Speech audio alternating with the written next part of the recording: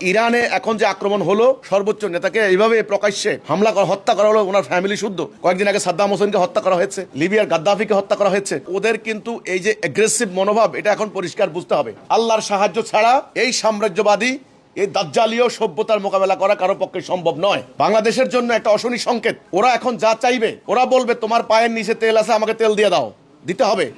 তোমার অমুক দ্বীপ আছে, দ্বীপ দিয়ে দাও, অমুক আইল্যান্ড দিয়ে দাও, তোমার সেন্ট মার্টিন দিয়ে দাও, তোমার তেল দিয়ে দাও, তোমার বন্দর দিয়ে দাও, তোমার এটা দিয়ে দাও, তোমার এটা দিয়ে। কথা শুনতে হবে। তুমি গম আনবা রাশিয়া থেকে কম দামে, বলছে না গম আমার থেকে আনতে হবে।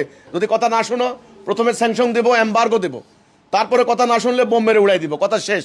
এখন আর মানবাধিকার, আন্তর্জাতিক আইন, তারপরে হলো রুল অফ ল, কিচ্ছু নাই।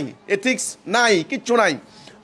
মোরালিটি কিচ্ছু নাই। এগুলো ভুয়া, এগুলো ভণ্ডামি। হ্যাঁ, মানবাধিকারের বলি কিচ্ছু না। তাহলে এখন রাষ্ট্রের অস্তিত্ব, জাতির অস্তিত্ব, ইমান, আমাদের ইজ্জত আবরু, আমাদের সবরেন্টি। সবরেন্টি বলতে খালি ভৌগোলিক সীমা রেখা সবরেন্টি বোঝাচ্ছি না আমি। স্বাধীন চেতা, স্বাধীনভাবে চিন্তা করার মানসিকতা যদি করতে হয়, এটার একটা সমাধান, এর একটা উপায় আলহামদুলিল্লাহ আমি তুলে ধরছি। সেটা হচ্ছে সমগ্র জাতি আল্লাহর উপরে ভরসা করে তাওহীদের উপরে ঐক্যবদ্ধ হতে হবে।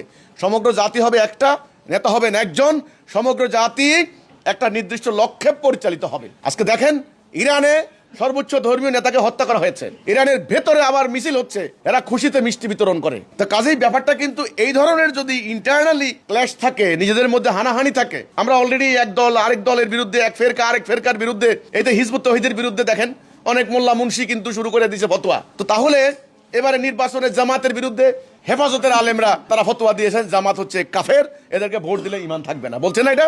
তো কাজেই ইসলামী দলগুলি, ধর্মীয় দলগুলি, আমরা দুর্ভাগ্যজনকভাবে দলে দলে ফেরকায় ফেরকায় মারামারি করছি এবং রাজনৈতিক স্বার্থে কেউ বামপন্থী, কেউ ডানপন্থী, কেউ জাতীয়তাবাদী, কেউ গণতান্ত্রিক মারামারি করছি। অবিলম্বে বন্ধ করতে হবে। ইরানের ঘটনা আমাদের জন্য বিরাট বার্তা, কঠিন বার্তা। আমি বলতে চাই, সবাই সতর্ক হন, সিদ্ধান্ত নিন। আল্লাহ ছাড়া এই তাণ্ডব থেকে কাউকে বাঁচাতে পারবেন না। আল্লাহ বাঁচাবেন মোমেনকে। সেটার জন্য তাওহীদের উপরে ঐক্যবদ্ধ হতে হবে। ঐক্যবদ্ধ হয়ে ইসলামের যে মূল নীতি সেটা ধারণ করতে হবে, সেটা হলো জিহাদ। এই মূল নীতি ধারণ করতে হবে। আপনি জেহাদের কথা বলবেন না, আর ওরা ঠিকই দুনিয়ার সমস্ত অস্ত্র বানাবে, সমরাস্ত্র কারখানা বানাবে, আপনি জেহাদের কথা বলবেন না, এটা তো হতে পারে না। আমি মনে করি ইসলামের একেবারে ধর্মের, দ্বীনের, ইসলামের আসল জায়গায়, আসল রাস্তায়, সিরাতুল মুস্তাকিমে আমাদেরকে দাঁড়াতে হবে। এটা ইরানের নেতাকে হত্যা করা একটা বিরাট একটা মেসেজ আমাদের জাতির জন্য।